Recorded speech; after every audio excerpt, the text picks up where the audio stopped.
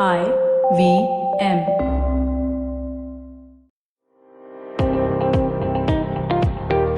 Welcome to All Things Policy, a daily podcast by the Takshashila Institution. We are a bunch of policy nerds based in Bengaluru, and we like bringing fresh perspectives to Indian affairs and Indian perspectives to global affairs.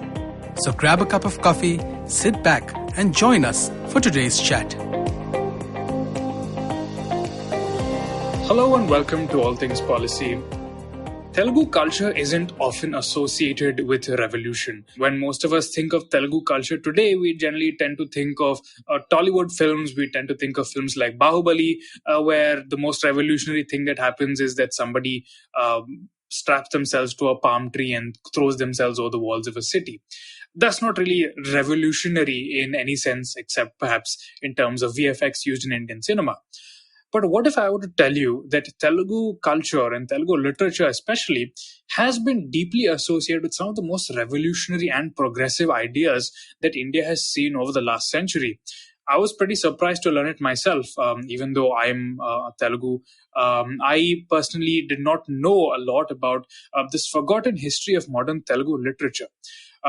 In fact, even though we tend to think of Telugu people as primarily being engineers or people who are fans of Tollywood cinema today, in reality, Telugu people have followed the same diverse historical trajectories as any other people in the Indian subcontinent. Not only have we been responsible for some of the advances that we see today in Silicon Valley and in tech policy and tech surveillance of societies, but we also have been responsible for extraordinarily progressive ideas on public library culture, for example, or on women's position in the workforce. Today, we're going to be talking about this very important but paradoxically most neglected aspect of the history of Telugu literature, and we're going to see it unfold in relation to the titanic clashes of the 20th century, from the world wars to the independence movement, to various peasant and tribal struggles that have broken out in Andhra and Telangana over the last 100 years or so. Joining me today is my friend Priya Koridala. Priya is a development consultant and the founder of the Telugu Archive, which is a public history project on Instagram exploring Telugu history, society, and culture through literature. I highly recommend that you all check it out, whether or not you're interested in Telugu, because it'll give you a very interesting sense about how Indian society more generally engaged with the question of modernity. You'll find a link in the description, of course. Without any further ado, let's actually get to today's conversation.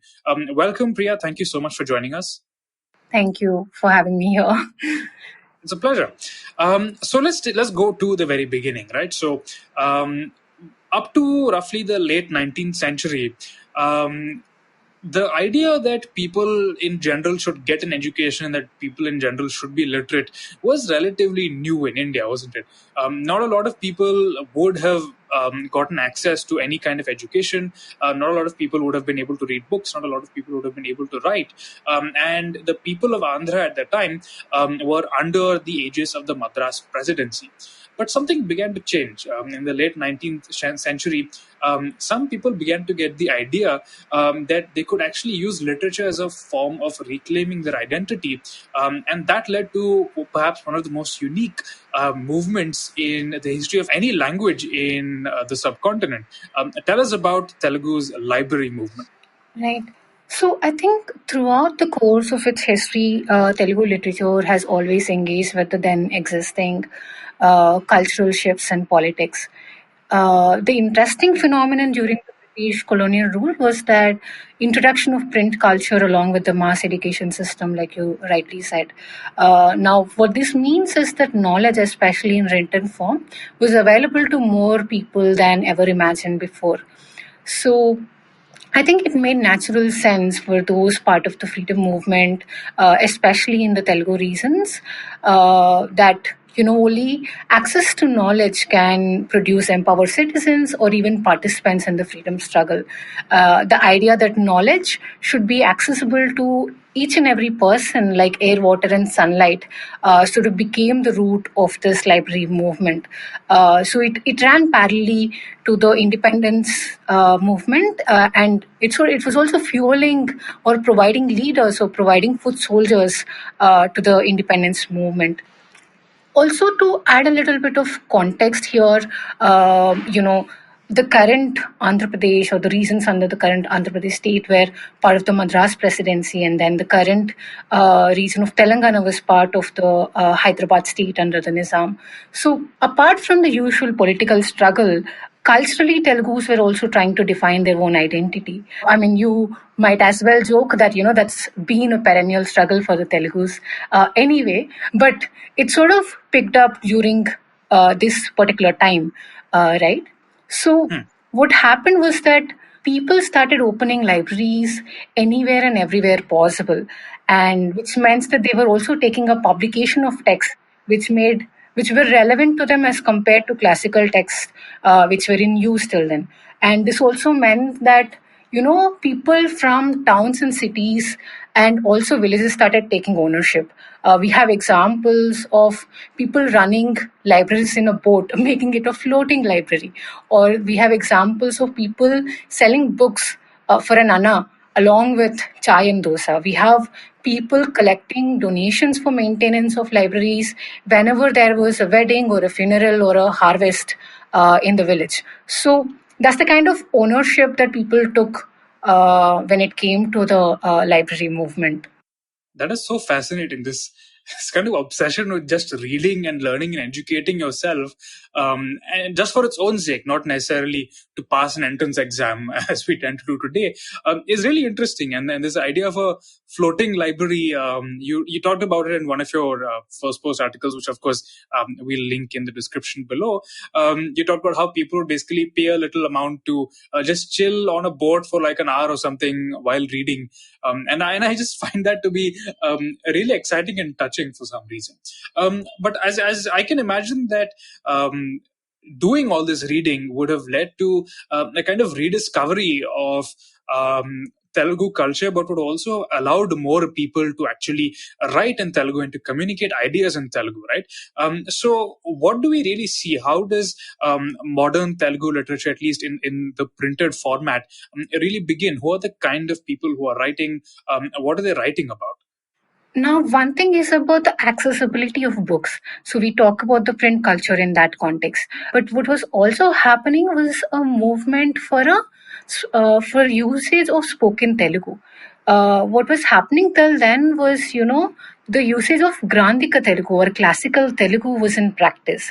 Now, this is something that is not accessible or does not make sense for the average person on the street, right? What people spoke on the streets, irrespective of the kind of variations that exist within the language, still did not match with what was used as textbooks, what was used as Telugu to document what was happening.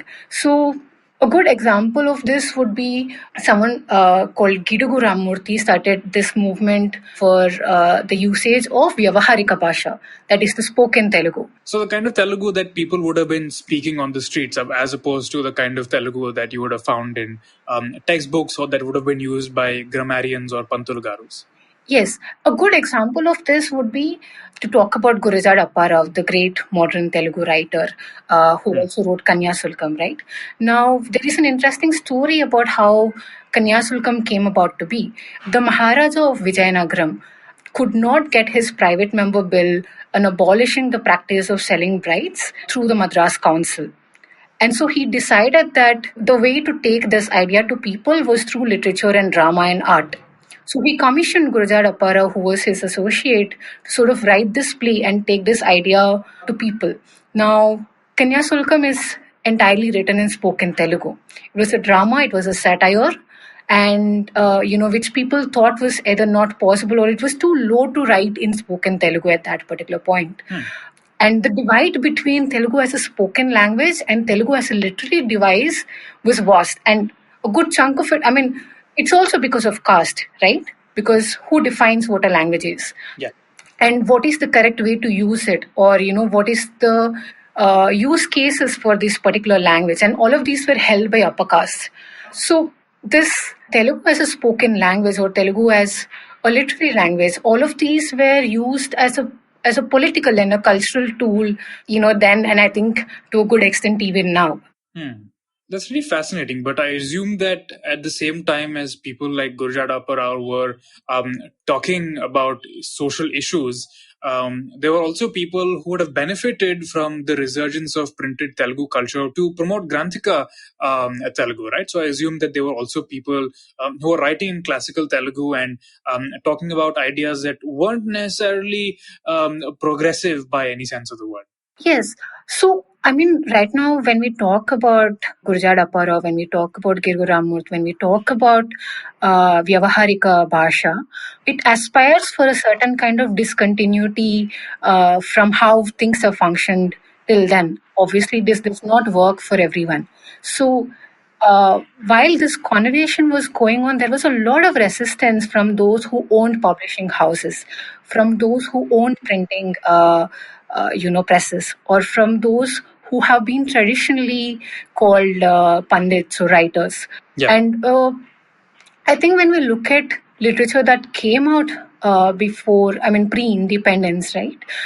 There is one which talks about the necessity of a free country, but there is also a good chunk of it which talks about Brahmin supremacy, which talks about the stronghold or somehow an entitled stronghold of language to a certain sections of the society. This thing faced resistance. It faced a lot of, I mean, people had sabhas and, meetings, and they wrote extensively about how using spoken Telugu is not respectful, it is not the right thing to do, and so on. That's interesting. So, on the one hand, you have people who are using spoken Telugu to address what they see as issues that society must overcome. On the other hand, you have people who are using classical Telugu to promote a vision of a particular kind of idealistic depiction of ancient and medieval Telugu culture. But again, we're very much talking about people who are doing something for other sections of society, right? They're not necessarily talking about their own experiences.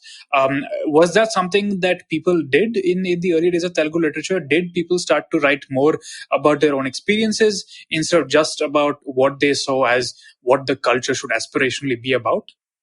Right. So, yes and no. So, what happens during all of these, people's movement that we will talk about is that the nature of or the themes of literature itself have changed drastically, right? At till one point, to a great extent at least, people were obsessed with writing about God or love or, the glory of kings and the wars that they fought about. Yeah. But at a later point, there was entry of the Marxist thought, assertion of Dalit, Bahujan, and minority identities came up very strongly, and the aspect of gender came in very strongly into the Telugu literary landscape, and these things sort of changed, and this transition was very powerful. For instance, when Guram Joshua, a scholar in both Sanskrit and Telugu, faced, condescending remarks in a certain literary event, he walked out of the hall, right? And he said, "Ee jatiki ka buddhi radu," which means that this race is never going to learn. And like I think one of the people who did that act that insulted him was one of the most famous Granthika writers of 20th century, Vishwanatha Satyanarayana, who now is being translated en masse into editions such as the Penguin Classics and so on. While Guram Joshua still doesn't have that kind of recognition in modern literature. Exactly, exactly. And I think it also speaks again about who chooses to make these decisions, right? Who chooses to put someone at the forefront as opposed to someone else. Anyway, I think so. The thing about Joshua is that when he wrote Gapilam, and Gapilam means the bat in Telugu, it was one of the earliest and a phenomenal work where a Dalit wrote about the experiences of being a Dalit, right? As opposed to works of upper castes who were talking about various themes till then. Hmm. Um, and I think what happened in the consequent years is a formation or to an extent consolidation of the Dalit movement in terms of the Dalit Mahasabha as well, and that changed many things.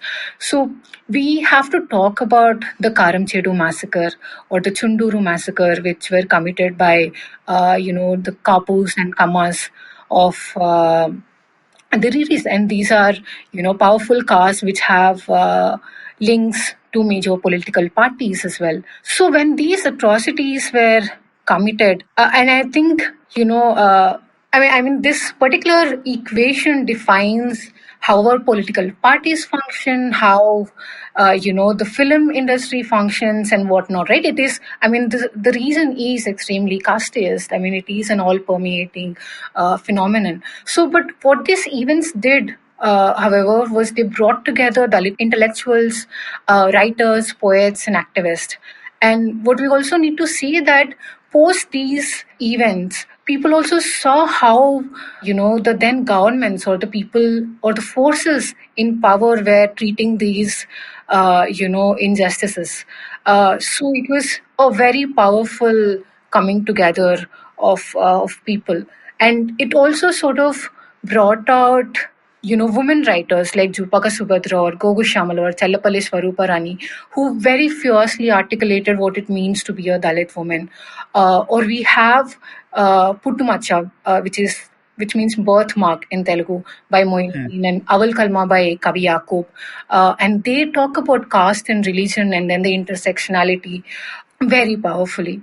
There's a really fascinating quote that you mentioned in your article about the origins of Telugu Dalit literature, where a woman writer basically said something on the lines of, "She is a Dalit among Dalits because she not only has to face the caste system every day, but is also constrained within patriarchy." And there was this really powerful verse about how at home on one cheek she feels the slap of patriarchy, and when she goes outside, her cheek is torn apart by the slap of the caste system, and that is just such a powerful way to express the lived experience that these women had. True, true. And there is also a difference in how gender is approached by Savarna women and Dalit women as well, right? For instance, this is written by Challupalli Swaruparani. And I should also mention this one particular poem by Jupaka Subhadra where she talks about how her Kongu, which is the Pallu or Chengu or whatever is called based. The way. Yeah, she talks about Kongu, which is Hmm. also Palu or Chengu, right? And Yeah. she talks about how that is her companion, that is, it's not just a piece of cloth that covers her, as Hmm. opposed to Jayaprada, who is an upper caste feminist writer who wants to burn the sari because it represents, patriarchy for her. So it's very interesting the kind of conversations that happen within Telugu literature or within feminist literature about what a sari means to a working class woman and a Savarna woman as well. Okay, that's absolutely fascinating, Priya. That the nuance in the way that people across different social backgrounds engaged with their circumstances and kind of not only shared it but helped gather together people who had similar experiences is really interesting. And of course, this is also happening at a time when newspapers, radio, news from across the world is now accessible to people in ways that have never really been possible before. And the great events of the 20th century, especially the rise of the Soviet Union, and this almost utopian kind of excitement that was attached to the Soviet Union in the 1950s and 60s. This idea that it was going to genuinely be a system that was better than capitalism, a system that genuinely respected women, that didn't bother about religion, that would allow people from any background to basically flourish in a new economic system, would have been quite influential, I believe, right? So, how did Telugu people engage with that? You had some really interesting pieces on this, so I'd like you to tell us a little bit, not just about how poets and writers engaged with it, but also how did general audiences, including but not restricted to children, engage with the rise of the Soviet Union? So The Soviet Union, at least from the 60s until its fall in the 90s, it took a great interest in spreading Soviet literature. And it is very interesting how they did it, especially to enter the Telugu land, right? So, what they did was they took help from Telugus who were then living in Moscow to learn the language. They invited writers from here to develop Telugu to Russian and Russian to Telugu dictionaries because till then there were barely any available. Uh, Hmm. but I think one thing that really made a difference in bringing Soviet literature to the Telugu regions is, the partnership with Vishalandra. To those who may not know, Vishalandra is essentially synonymous to a bookstore in the Telugu states, right? It is Hmm. like a Disneyland for both adults and kids alike. Now, Vishalandra existed in all major cities and towns, and where they didn't have bookstores, they were running book vans, and these were pretty much a common sight in the countryside. And at one point they would sort of print their schedule in the newspapers well ahead as well. And Vishalandra was also associated with left politics, and they sort of they were associated with left politics to a great deal. Really interesting, Priya, because earlier you had mentioned that a lot of publishing houses were opposed to colloquial Telugu, spoken Telugu, and tended to promote a more classical kind of Telugu, which promoted, of course, a different vision of society. So it's interesting to see that Vishal Andhra is coming up here and saying, you know what, we're going to do the exact opposite. We're actually going to promote explicitly left leaning and progressive literature. Yes, and it sort of also gave birth to a lot of writers as well. That's one thing, and also what essentially helped Soviet literature to sort of come here is the kind of books that they were sending out, right? And I've heard from people that the books didn't have prices printed on them, which meant that Vishalandra could fix those prices, and these were pretty much nominal prices at that point of time, and they Hmm. could sort of distribute these books. And then, this was especially, phenomenal with the children's books, right? And these children's books are they're just so beautiful and precious. They were translated carefully by a team of Telugu writers who were based out of Moscow for years together. Wow. In fact, their success was so prominent that at some point, even Chandamama started publishing, stories of Lenin as a regular feature. Oh, wow. Just for context, Chandamama is one of the most popular of all Telugu children's magazines. So yeah, wow, I had no idea they were actually talking about Lenin. That's fascinating.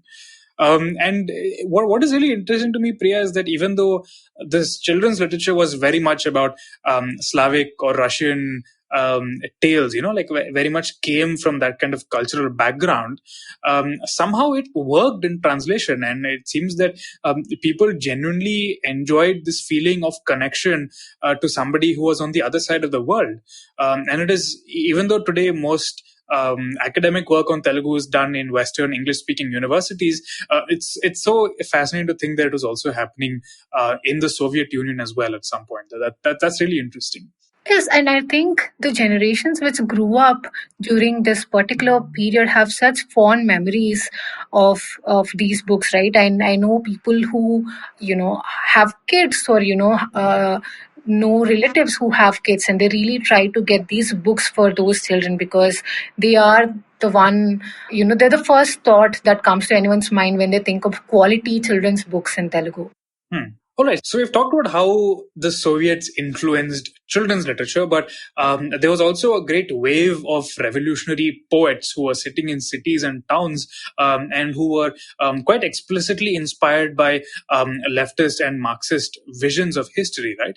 And of course, though leftist and Marxist has kind of become a pejorative term today, in the 1950s, 60s, 70s, it was extremely progressive, and the ideas that it had about the way that societies function and the rights that were due to individuals at a time when there was so much controversy over land rights. And a lot of repression, to be frank, of many different social groups, is one of the things that I find very interesting about the continued evolution of Telugu poetry. So, can you tell us a little bit about these revolutionary poets, Priya? Can you tell us about, for example, Sri Sri? So when we talk about the kind of shifts that were happening in Telugu literature, more often than not, they were heavily influenced by what was happening around the world. The depression in 30s and 40s gave us Mahaprasthanam written by Sri Sri. Now, Sri Sri is also quoted very widely. He's one of the most popular Telugu poets or the most celebrated Telugu poets as well. Now, Hmm. what happened was that people's movement around the world, and there was also a certain kind of affinity for left politics as well, and this sort of influenced Telugu writers. For instance, the Naxalbari movement in West Bengal was influencing, I mean, sort of preceded the Srikakulam tribal struggle, and then or the October Revolution sort of, stories about the October Revolution reached peasants who were fighting the Nizam in Telangana. So there was always this sort of curiosity to understand what's happening around the world and then sort of place what's happening around themselves in that context as well. For instance, if we talk about Sri Sri's poem Desacharitsalu, and if you know me, it's one of my favorite poems, and Hmm. he talks about what does it mean, what does history mean, right? Hmm. And he talks about, I don't want to know about the stories of the queen or the kings or their wars. I want to know about the worker who, carried stones to build Taj Mahal. Or, Yeah. I want to know about the workers in China or in Czech, or I want to know about the lives of people living near the Nile River. So Hmm. even when they were talking about deeply, hyper local sort of issues, they were always placing it in the context of what was happening around them. Hmm.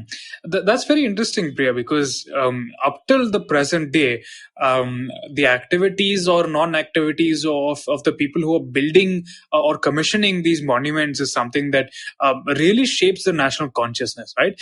People are more interested in whether Shah Jahan tolerated or destroyed temples, as opposed to what the lives of the common people were under his reign. People are more interested in whether Rajaraja Chola was the greatest Tamil king or whether Rajendra Chola was the greatest Tamil king, instead of talking about the tens of thousands, lakhs of people who were involved in their construction projects, and who lived not necessarily the most pleasant lives in the farms and under their tax regimes. And those are the people who are actual ancestors, not necessarily the 1% who have this great shadow over our historical consciousness. So that's interesting. But I wish that we could talk about that in a little more detail. But we're already half an hour to the podcast, so let's move the timeline a little forward and try to understand how this evolved.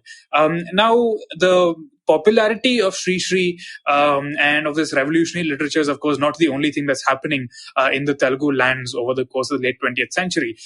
You also have the rise of new political parties, such as the Telugu Desam Party, headed by the famous movie star NTR. And you also have peasants and tribal people in various districts, especially Srikakulam, who are increasingly being oppressed by the existing zamindari landlord system, and who are not happy with the way that land rights are working even after independence. So, how are these people engaging with revolutionary poetry, and how did the state react to this engagement?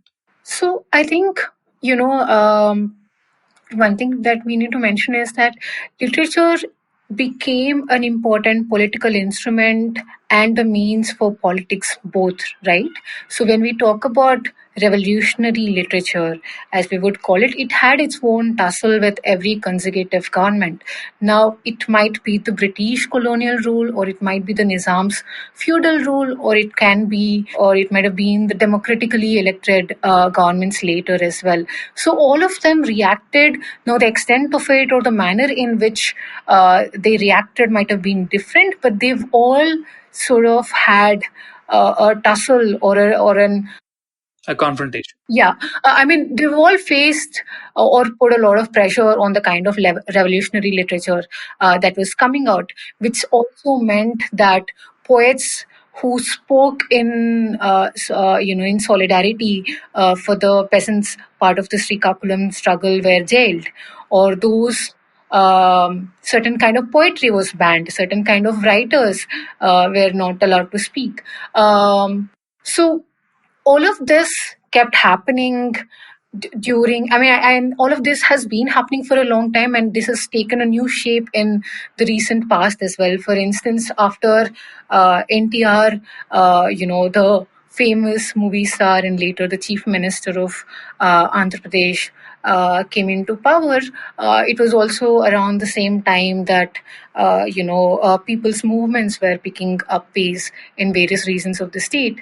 And but his policy was very clear. He said, "Ata pata band," which means that no singing and performances or whatever. And he was referring to the Jannatya Manch, which was also which was also associated with the Communist Party at that particular time. So, I mean, Ata Pata Bandh is fine to actually is fine to say, but I mean, what did that actually mean in practice, Priya? Like, was it that poets and intellectuals were harassed by the state apparatus? Did something was state repression of these literary movements a thing? The state did, undertake, or the state did crack down on writers very strongly, right?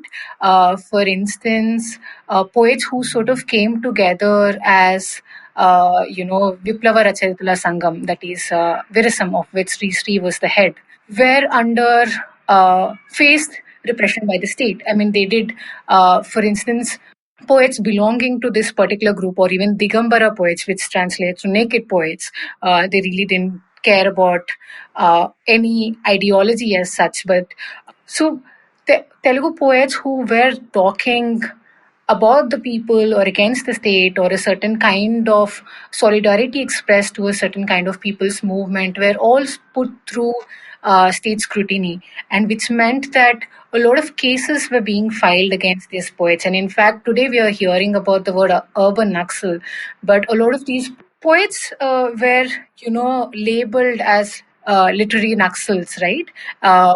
And I mean, and then the cases were so prolonged, and that at one point, one of the court was called the Revolutionary Writers Court. And That is so sad. I mean, that entire genre of just writing is deserves a court to just sit and like examine whether the writing is appropriate or not. Is just it gives me the creeps. It sounds like a Ministry of Truth kind of situation where you decide what is appropriate to talk about and what is not appropriate to talk about. right. And also, I mean, it's also the kind of cases that were being filed, and we see examples of that even today, right?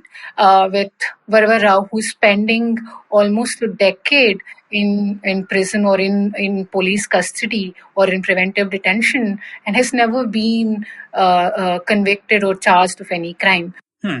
So this brings up an interesting question, right? Is the pen really mightier than the sword?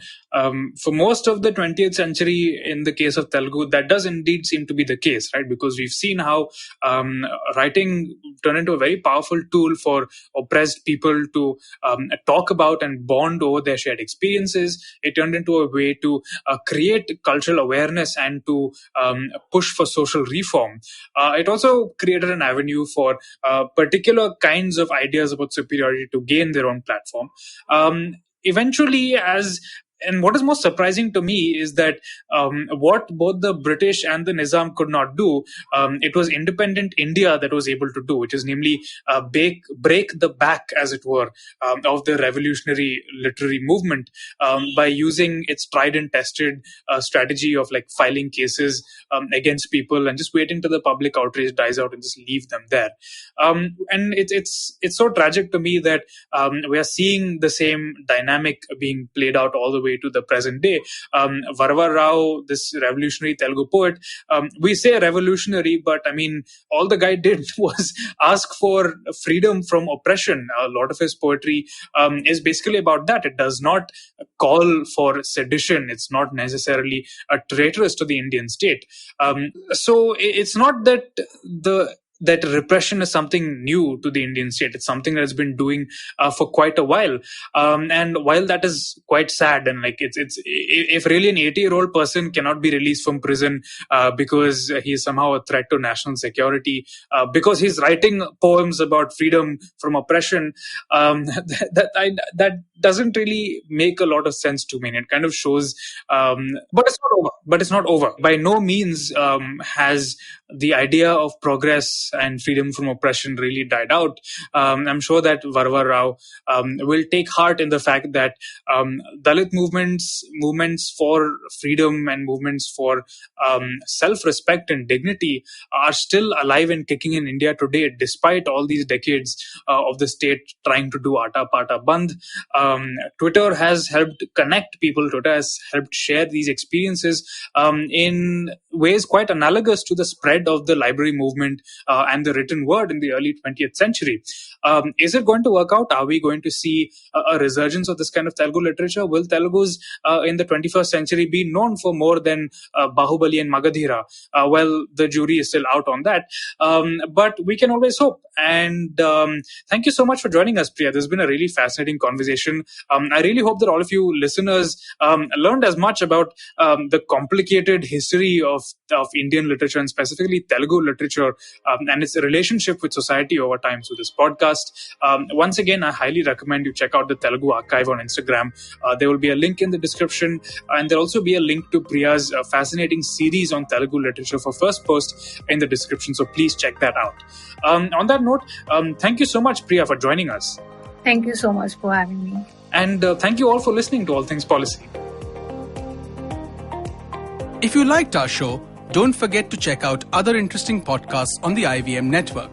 You can tune into them on the IVM Podcast app, ivmpodcast.com, or wherever you listen to your podcasts. You can also follow IVM on social media. The handle is @IVM Podcasts on Twitter, Facebook, and Instagram. And hey, if you'd like to dive into Takshashila's research on technology, strategy, and economic affairs, check us out at our Twitter handle @TakshashilaINST or our website takshashila.org.in. I hope you enjoyed that show. If you aren't following us on social media, please do. We're IVM Podcasts on Twitter, Facebook, and Instagram. Let me quickly thank our sponsors on the network this week. Storytel, thewholetruthfoods.com, and we have a new sponsor in Syed. Thank you all so much for being part of the network. So, this is Valentine's week, and we have a bunch of stuff for you guys. So I'm going to give you a couple of episodes that you could definitely catch up with. Agla Station, Season 2, Episode 12, Be Our Valentine. Ritasha and Ayushi have a little bit of talk about love and all the rest of the stuff that goes wrong with that. On The Habit Coach, episode 396, Ashton Doctor did an episode which went into the much-debated origins of Valentine's Day. Also, do check out Candid Kannan with Siddharth Kannan featuring Govinda and his wife Sunita Ahuja. He talks to them about amazing 33 years together. But you know what, folks? If you want to hear more about these Valentine's Day things, what I suggest is go to our webpage, ivmpodcast.com/blog. And on the blog, we're going to post a bunch of different playlists that we've created for all the various major services. So if you're feeling in the mood for love, do check that out. You'll definitely enjoy it. Just a quick note on a few other noteworthy episodes this week. Nankari Kunal Vijayakar was the guest. They spoke about street food with him. On Simplified, they talk about vaccinating 1 billion people, then the logistical and administrative task in front of us. And on the Wire Talk, Siddharth talks to Devdutt Mukhopadhyay about the human cost of internet shutdowns. And with that, I hope to see you again next week. Working Monday to Friday glued to your chair making you feel dull? Worry not. Get your 5-minute weekly dose of travel around the world with postcards from nowhere. Join me every Thursday as I explore the strange, obscure, and fascinating parts of the world and bring out facets of travel you may not have thought of before. You can find us on the IVM Podcast app, website, or wherever you get your podcast from.